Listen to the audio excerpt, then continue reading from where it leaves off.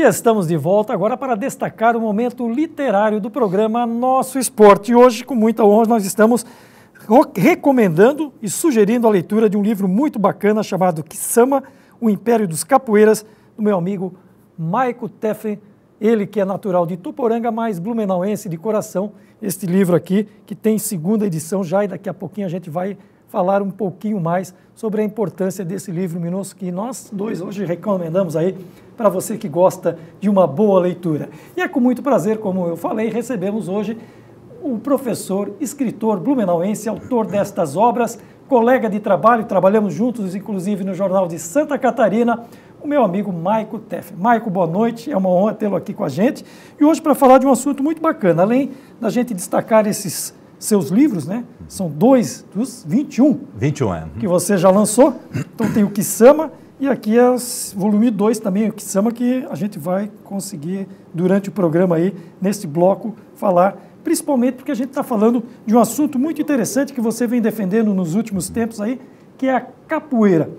Mas antes de falar da capoeira, eu gostaria que você falasse para os nossos telespectadores sobre esses 2 livros, qual é a história que eles contam, Maico?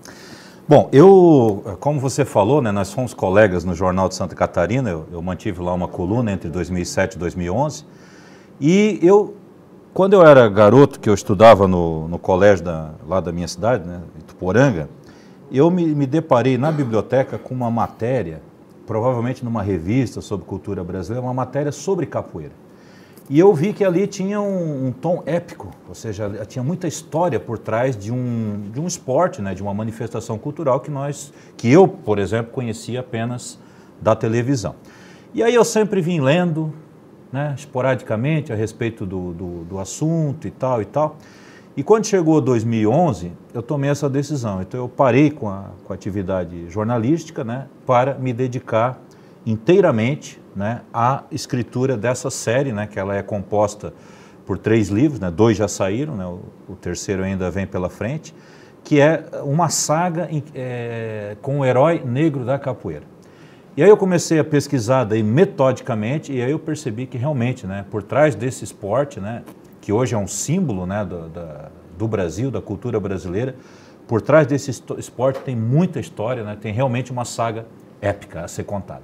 E o terceiro volume vai abordar que parte? Tirando os 2. O primeiro volume, né, conta a história do Vitorino Kisama. Ele é um menino escravizado, ele foge do seu senhor para procurar a mãe que estava desaparecida, e para isso ele pede ajuda de um inglês aventureiro que estava de passagem pelo Rio de Janeiro em 1868. Né? E aí é aventura, investigação, né, a ação. No segundo volume, eles acabam indo, ainda atrás do mesmo objetivo, que é encontrar a mãe do menino, acabam indo para a Guerra do Paraguai, nos momentos finais da guerra, porque a guerra até 1868, até dezembro mais ou menos, foi guerra, a gente pode dizer que foi guerra. Dali para frente foi um massacre, inclusive de mulheres e crianças, né? Um massacre perpetrado pelo exército brasileiro contra, né, as forças que sobravam do Paraguai.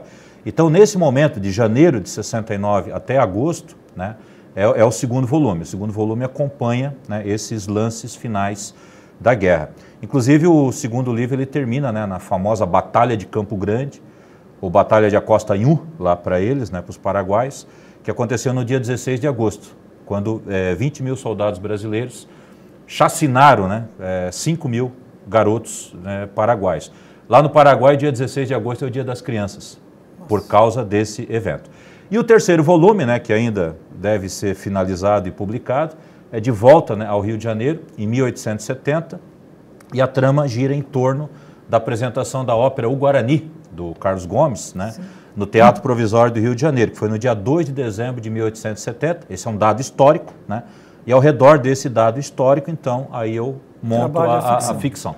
Exatamente nessa questão, Maico, esse é um trabalho de pesquisa, evidentemente, que tem relatos de fatos históricos. Como é que você coloca a ficção na obra? Olha, a ficção, ela entra nas lacunas, entende? Porque não existe nenhum livro de história, por mais completo que seja, que ele consiga cobrir todo o período, com todas as variantes, né? A vida privada, a vida pública, né? A vida dos governantes, os hábitos e costumes, né? Então a ficção ela vem nessas lacunas, né? E para responder certas perguntas, né? que você faz, né? Quer dizer, como é que as pessoas viviam naquela época, né? Por exemplo, a gente sabe, eu vou dar um exemplo do volume 1. A cidade do Rio de Janeiro, nessa época, ela era dividida por duas maltas, duas gangues, os Nagôs e os Guaiamuns. Então, certos bairros da cidade estavam dominados pelos Nagôs. Era uma malta de capoeiras. Eles tinham emblemas, eles tinham cores, eles tinham até um jeito de andar que caracterizava o pertencimento àquela turma. E o outro bairro era então, se por exemplo, o escravizado, ele ia cortar cabelo, por exemplo, e ele fosse no território alheio, o bicho pegava, a coisa ficava feia, né? Então, aí você começa a se perguntar, tá, mas como é que se desenrolavam, né, as tramas, como é que eram as vivências, né, nesses nichos aí?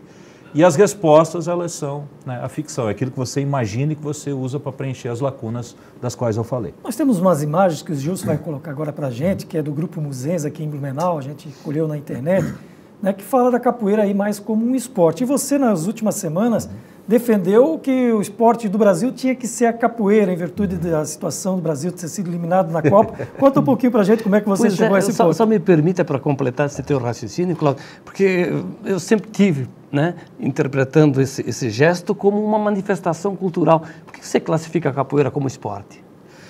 Olha, na realidade, esse artigo que eu publiquei recentemente, né, eu estava primeiro com a decepção da derrota, né? Todos nós, né, é óbvio que a gente espera uma campanha bem sucedida, né, da nossa seleção, infelizmente nem sempre isso é possível.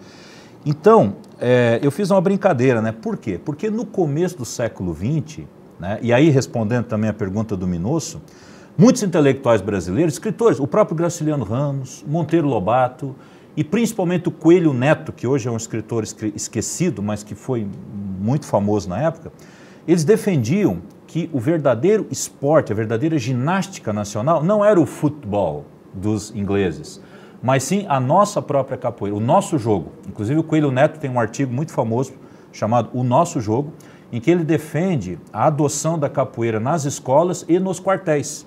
E na época ele foi ridicularizado por causa disso. Por quê? Porque a capoeira era brasileira, ou seja, era coisa, né, brasileira. Agora, com o tempo, apesar da falta de incentivo, né, com o tempo, né, a capoeira ela foi se desenvolvendo, né, ao ponto que hoje, né, são cerca de 6 milhões de praticantes no Brasil. Pois é, você falava da pesquisa que você está fazendo. Hoje é o 6º esporte mais praticado e o primeiro em artes marciais. Isso, segundo dados da revista Super Interessante, né, nós temos a capoeira com 6 milhões, o 6º esporte mais praticado, e dos esportes de combate é o primeirão, seguido pelo judô, que tem 1 milhão e 100. Então o judô já vem bem atrás, né? Então é impressionante a quantidade de praticantes da capoeira e, ao mesmo tempo, nós temos poucos filmes, nós temos poucos livros. A capoeira, por exemplo, na televisão, no cinema, é sempre mostrada de uma maneira periférica. O capoeirista, ele sempre é o capanga do vilão, né? Então, um dos objetivos desse livro também é colocar o capoeirista como o centro mesmo, o protagonista da história. Talvez faça sentido, perdoe, Cláudio, porque se você observar o futebol, é uma coisa de 120, no máximo 130 anos, lá começando com o primeiro clube brasileiro, o Sport Clube Rio Grande. Antes disso, de 1800 para trás, 1900 para trás, o que se tinha era essa prática, né? Já jogou capoeira, Maicon? Pois é, essa é uma excelente pergunta.